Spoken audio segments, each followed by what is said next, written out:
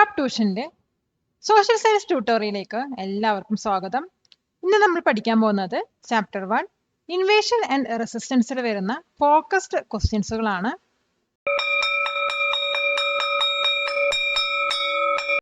Question: what was the Attingal revolt of 1721? 1721 നടന്ന Attingal revolt എന്താണ്? ഇപ്പൊ ആറ്റിങ്ങൽ റിവോൾട്ട് വന്നിട്ട് 1721 നടന്നത്. ഇത് വന്നിട്ട് കേരളത്തിലെ ബ്രിട്ടീഷുകാർക്കെതിരായിട്ടുള്ള ആദ്യത്തെ റിബല്യനായിട്ടാണ് കണക്കാക്കപ്പെടുന്നത്. ഈ ഒരു റിവോൾട്ട് എന്തിനാണ് നടന്നു വെച്ചാൽ ബ്രിട്ടീഷുകാർ ലോക്കൽ പേപ്പർ ട്രേഡിലും അതുപോലെ തന്നെ ഇന്റേണൽ അഫയേഴ്സിലൊക്കെ ഇന്റർഫിയർ ചെയ്തതിന് എഗെയിൻസ്റ്റ് ആണ്.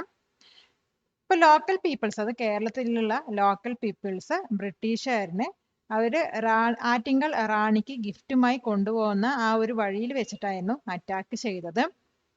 അപ്പൊ ഇതിന്റെ ആൻസർ നമുക്ക് എങ്ങനെ എഴുതാൻ നോക്കാം. The Attingal Revolt of 1721 is considered as the first organized popular rebellion against the British in Kerala. Local attacked a British contingent that was on its way to give gift to the Attingal Rani. The revolt was a protest against British interference in the local paper trade and internal affairs. Question: what cultural contributions did the Portuguese make in India? പോർച്ചുഗീസുകാര് ഇന്ത്യയിൽ എന്തൊക്കെ cultural contributions ആണ് ഉണ്ടാക്കിയത്?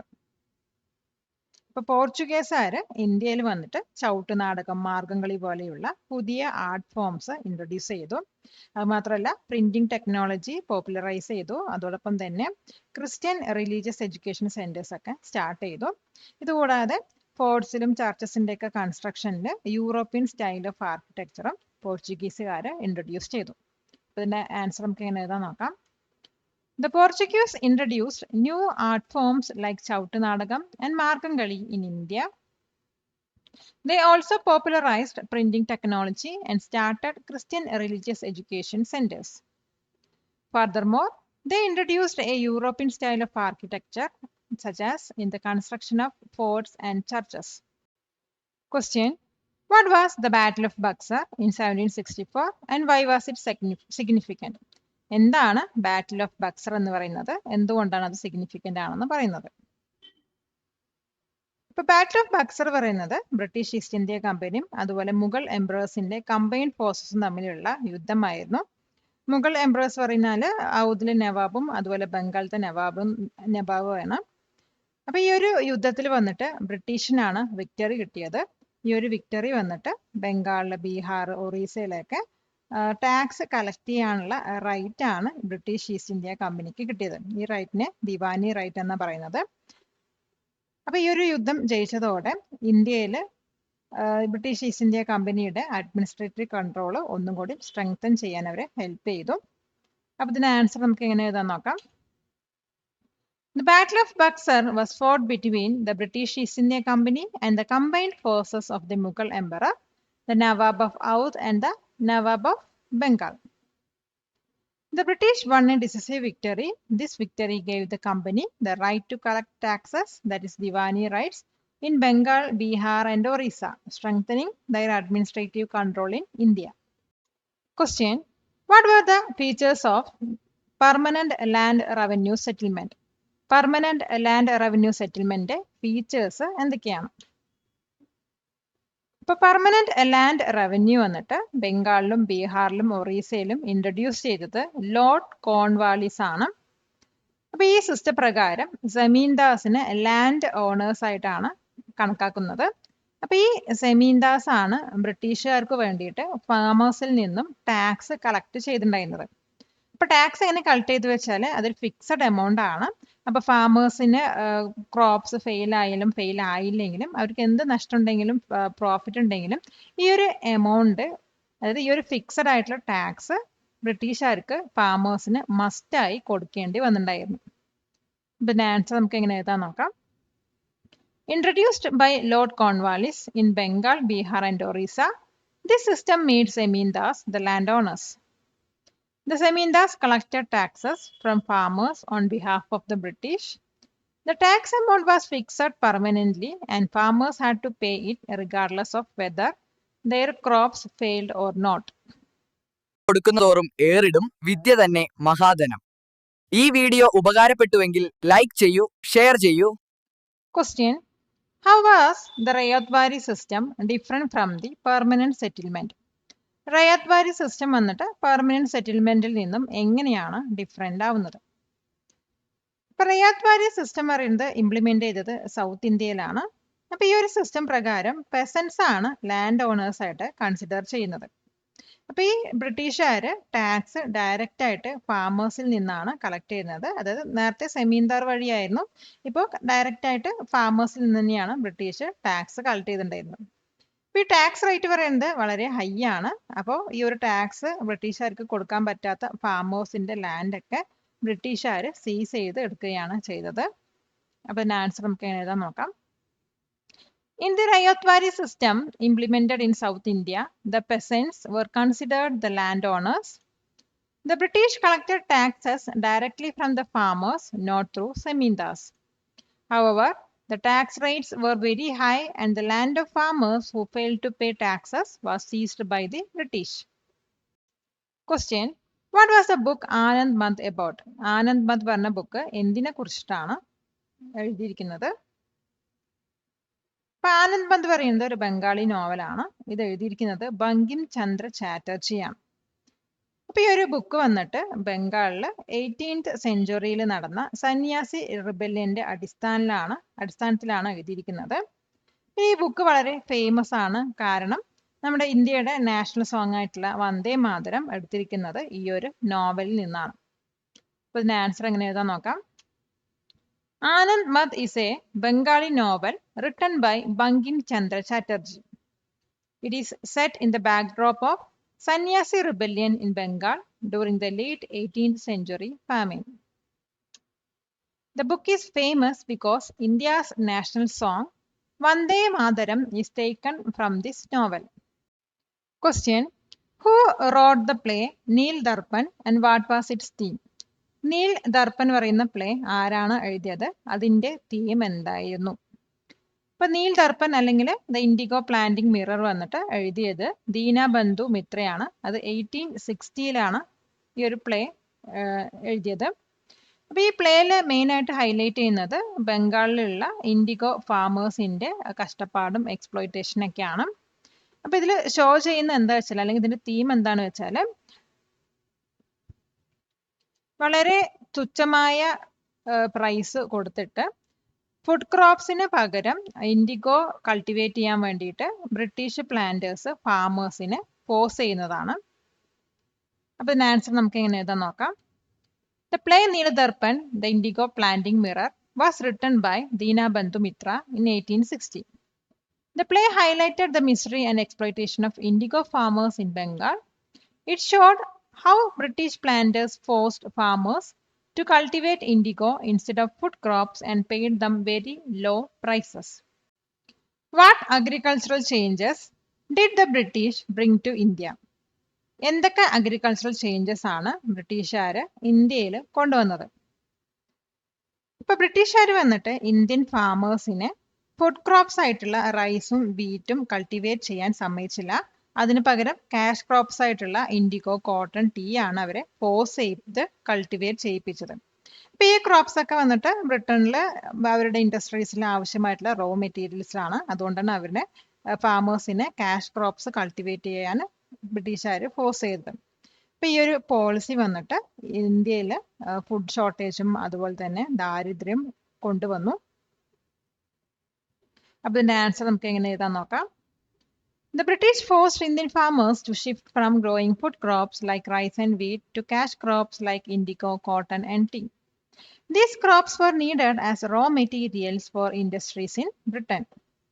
This policy, known as the commercialization of agriculture, led to food shortages and famines in India. Question: Who was Tandya Tope? Tandya Tope ആരായിരുന്നു? ഇപ്പൊ 1857 റിവോൾട്ടിന്റെ സമയത്ത് നാനാ സാഹിബിന്റെ സ്കിൽഡും ബ്രേവുമായിട്ടുള്ള army ചീഫായിരുന്നു താന്ത്യ തോപ്പ്. ഇദ്ദേഹം ഗറില്ല വാർഫെയറിൽ എക്സ്പേർട്ട് ആയിരുന്നു. കാൺപൂർ ഡിഫീറ്റ് ആയതിനു ശേഷവും ബ്രിട്ടീഷുകാർക്കെതിരായിട്ട് ഇദ്ദേഹം ഫൈറ്റ് ചെയ്തിട്ട് ആ ഒരു റിവോൾട്ടിൽ ഒരു ലെജൻഡറി ഫിഗർ ആയിട്ട് മാറുകയാണ് ചെയ്തത്. അപ്പോൾ ഇതിൻ്റെ ആൻസർ നമുക്ക് എങ്ങനെ എഴുതാൻ നോക്കാം. Tandya Tope was the skilled and brave army chief of Nana Sahib during the revolt of 1857. He was an expert in guerrilla warfare, which involved surprise attacks on the British forces. He continued to fight the British even after the fall of Kanpur and became a legendary figure of the revolt. High school വിദ്യാർത്ഥികൾക്കായി ചെറിയ batch സൈസിലുള്ള tuition ക്ലാസുകളിലൂടെ മികച്ച വിജയം നേടാൻ ഇന്ന് തന്നെ top tuition സെന്ററിൽ join ചെയ്യൂ. Question: List 2 reasons why the revolt of 1857 failed. Revolt of 1857 fail ആവാനുള്ള 2 റീസൺസ് ലിസ്റ്റ് ചെയ്യാനാണ് പറഞ്ഞിരിക്കുന്നത്. അപ്പൊ 1857 റിവോൾട്ട് ഫെയിൽ ആവാൻ പല റീസൺസും ഉണ്ട്. അല്ല, ആദ്യത്തെ റീസൺ എന്ന് പറയുന്നത് ഈ ഒരു റിബല്യം വന്നിട്ട് വൈഡ് സ്പ്രെഡ് ആയിരുന്നില്ല. അത് നോർത്ത് ഇന്ത്യയിൽ മാത്രം നടന്നിരുന്ന ഒരു റിവോൾട്ട് ആയിരുന്നു. അപ്പൊ ഇത് സൗത്ത് ഇന്ത്യനെ ഒന്നും അധികം എഫക്ട് ചെയ്തിട്ടുണ്ടായിരുന്നില്ല. സെക്കൻഡ് ആയിട്ട് പറയുകയാണെങ്കിൽ ഈ ഒരു റിബല് വന്നിട്ട് ഒരു സിംഗിൾ ലീഡർഷിപ്പ് അല്ല ഉണ്ടായിരുന്നത്. അതുപോലെ ഇവർക്കൊരു കോമൺ പ്ലാനും ഉണ്ടായിരുന്നില്ല. അതേസമയം ബ്രിട്ടീഷുകാർക്ക് ഒരു സുപ്പീരിയർ മിലിറ്ററി റിസോഴ്സസും ഒരു ഓർഗനൈസേഷനും ഉണ്ടായിരുന്നു. ഇതും ഒരു 1857 റിവോൾട്ടിൽ വരുന്ന ഫെയിൽ ആകാനുള്ള ഒരു റീസൺ ആണ്. അപ്പോൾ ഇതിന്റെ ആൻസർ നമുക്ക് എങ്ങനെ എഴുതാൻ നോക്കാം. The revolt of 1857 failed for several reasons. First, the rebellion was not widespread and was mostly confined to North India, with South India remaining largely unaffected. Second, the rebels lacked a single organized leadership and a common plan, whereas the British had superior military resources and organization. Question: What happened to Bahadur Shah II after the revolt of 1857? 1857 റിവോൾട്ടിന് ശേഷം ബഹദൂർ ഷാ സെക്കൻഡിന് എന്താണ് സംഭവിച്ചത്? ഇപ്പൊ 1857 റിവോൾട്ടിന് ശേഷം ബ്രിട്ടീഷുകാർ വന്നിട്ട് Delhi recapture ചെയ്യുകയും അതുപോലെ ഈ റിവോൾട്ട് സപ്രസ് ചെയ്യുകയും ചെയ്തു. എന്നിട്ട് ബഹദൂർ ഷാ സെക്കൻഡിനെ അറസ്റ്റ് ചെയ്യുകയാണ് ചെയ്തത്. അതിനുശേഷം ഇദ്ദേഹത്തിന് ബർമയിലുള്ള റാൻകൂണിൽ പറഞ്ഞ സ്ഥലത്തിലേക്ക് നാട് കടത്തപ്പെട്ടു. 1862 ബഹദൂർ ഷാ സെക്കൻഡ് മരണപ്പെടുകയും മുഗൾ ഡൈനാസ്റ്റിന്റെ ഒഫീഷ്യൽ എൻഡ് മാർക്ക് ചെയ്യുകയും ചെയ്തു. അപ്പൊ ഇതിന്റെ ആൻസർ നമുക്ക് എങ്ങനെ എഴുതാൻ നോക്കാം. After the British recaptured Delhi and suppressed the revolt, Bahadur Shah II was arrested. He was put on trial by the British and exiled to Rangoon, now Yangon, in Burma. He died there in 1862, which marked the official end of the Mughal dynasty. Question: What was the Mahalwari system of taxation? Mahalwari system of taxation പറഞ്ഞാൽ എന്താണ്? ഇപ്പൊ Mahalwari system of taxation introduce ചെയ്തത് north ഇന്ത്യയിലും പഞ്ചാബിലുമാണ്. ഈ ഒരു സിസ്റ്റത്തിൽ village അല്ലെങ്കിൽ മഹലിനെയാണ് ഒരു സിംഗിൾ യൂണിറ്റ് ആയിട്ട് ട്രീറ്റ് ചെയ്തിട്ട് ടാക്സ് കളക്ട് ചെയ്തിട്ടുണ്ടായിരുന്നത്. അപ്പൊ ഈ ടാക്സ് വന്നിട്ട് ഈ മൊത്തം വില്ലേജുകാരാണ് കൊടുക്കേണ്ടിയിരുന്നത്. അപ്പൊ ഈ ഒരു വില്ലേജ് ടാക്സ് പേ ചെയ്യാൻ ഫെയിൽ ആയി കഴിഞ്ഞാൽ മൊത്തം വില്ലേജിനെയും ബ്രിട്ടീഷുകാർ കൈയടക്കുകയാണ് ചെയ്തിട്ടുണ്ടായിരുന്നത്. അപ്പൊ ഇതിന്റെ ആൻസർ നമുക്ക് എങ്ങനെ എഴുതാൻ നോക്കാം. The Mahalwari system was introduced in North India and Punjab. In this system, the village or mahal was treated as a single unit for tax collection. The tax was collected from the village as a whole, and if the village failed to pay, the entire village's land would be taken over by the British. Question: How did the company gain dominance in Madras? എങ്ങനെയാണ് east India company മദ്രാസിൽ dominance നേടിയത്? ഇപ്പൊ English east India company വന്നിട്ട് മദ്രാസിൽ dominance നേടിയത് 1639 അവിടെയുള്ള local ആയിട്ടുള്ള king ആണ് ദമാർല വെങ്കിടാതിരി നായക. അപ്പൊ ഇദ്ദേഹം ബ്രിട്ടീഷുകാർക്ക് മദ്രാസ് പോർട്ട് ലോങ് ലീസിന് കൊടുക്കുകയാണ് ചെയ്തത്. അപ്പൊ ബ്രിട്ടീഷുകാർ അവിടെ കൊടുത്ത കണ്ടീഷൻ എന്താന്ന് വെച്ചാൽ ഇവർക്ക് കിട്ടുന്ന റവന്യൂവിന്റെ ഹാഫ് രാജാവിന് കൊടുക്കുമെന്നായിരുന്നു. അപ്പൊ ഇങ്ങനെയാണ് മദ്രാസിൽ ഈസ്റ്റ് ഇന്ത്യ കമ്പനി ഡൊമിനൻസ് നേടിയത്. അപ്പൊ ഇതിന്റെ ആൻസർ നമുക്ക് ഇങ്ങനെ എഴുതാൻ നോക്കാം. The English East India Company gained dominance in Madras in 1639. The local king, Damarla Venkadadiri Nayaka, gave the port of Madras to the British on a long lease. The condition was that the king would receive half of the toll revenue from the port. Question: What was the main contribution of the Dutch to Kerala's history? Kerala ഹിസ്റ്ററിയിൽ ഡച്ചുകാരുടെ main contribution എന്തായിരുന്നു? അപ്പോൾ കേരളത്തിൽ ഡച്ചുകാർ കൊടുത്ത main അല്ലെങ്കിൽ greatest contribution എന്ന് പറയുന്നത് ഹോർട്ടസ് മലബാറിക്കസ് പറഞ്ഞ ബുക്കായിരുന്നു. അപ്പൊ ഈ ഒരു മോണുമെന്റൽ വർക്കിനകത്ത് കേരളത്തിൽ കാണപ്പെടുന്ന 100ഓളം മെഡിസിനൽ പ്ലാന്റ്സിനെ കുറിച്ചുള്ള ഇൻഫർമേഷൻ ആണ് അടങ്ങിയിട്ടുണ്ടായിരുന്നത്. അപ്പൊ ഇതിന്റെ ആൻസർ നമുക്ക് എങ്ങനെ എഴുതാൻ നോക്കാം. The greatest contribution of the Dutch relationship with Kerala is the book Hortus Malabaricus. This monumental work provides detailed information about hundreds of medicinal plants found in Kerala. It remains a valuable reference for botanists and traditional medical practitioners even today. Question: Why did the Samorin of Kozhikode refuse to help the Portuguese? എന്തുകൊണ്ടാണ് കോഴിക്കോടിലെ സമോറിൻ വന്നിട്ട് പോർച്ചുഗീസിനെ help ചെയ്യാൻ refuse ചെയ്തത്? അപ്പൊ കോഴിക്കോടിലെ സമോറിൻ വന്നിട്ട് പോർച്ചുഗീസുകാരനെ help ചെയ്യാൻ refuse ചെയ്തു. കാരണം പോർച്ചുഗീസുകാര് കോഴിക്കോടത്തെ പോർട്ടിൽ നിന്നും അറബ് ട്രേഡേഴ്സിനെ എക്സ്പെൽ ചെയ്യണമെന്ന് സമോറിനോട് ആവശ്യപ്പെട്ടു. അദ്ദേഹം അത് ആക്സെപ്റ്റ് ചെയ്തില്ല. അറബ്സ് എന്ന് പറയുന്നത് കോഴിക്കോടുമായിട്ടുള്ള നല്ല പ്രോഫിറ്റബിൾ ട്രേഡ് റിലേഷൻഷിപ്പ് ഉള്ളവരായിരുന്നു. അതുകൊണ്ട് ആണ് കോഴിക്കോടിലെ സമോറിന് അറബ്സുകാരന് പോർട്ടിൽ നിന്നും എക്സ്പെൽ ചെയ്യാൻ പറ്റില്ല പറഞ്ഞത്. അപ്പൊ ഈ സമോറിൻ പോർച്ചുഗീസുകാരനെ റെഫ്യൂസ് ചെയ്തപ്പോൾ അവർ പറഞ്ഞ കാര്യം റെഫ്യൂസ് ചെയ്തപ്പോൾ അതൊരു കോൺഫ്ലിക്ട്സിന് ലീഡ് ചെയ്തു. പിന്നെ ആൻസർ നമുക്ക് എങ്ങനെ എഴുതാൻ നോക്കാം. The Samorin of Kozhikode did not accept the demand of the Portuguese to expel Arab traders from his port.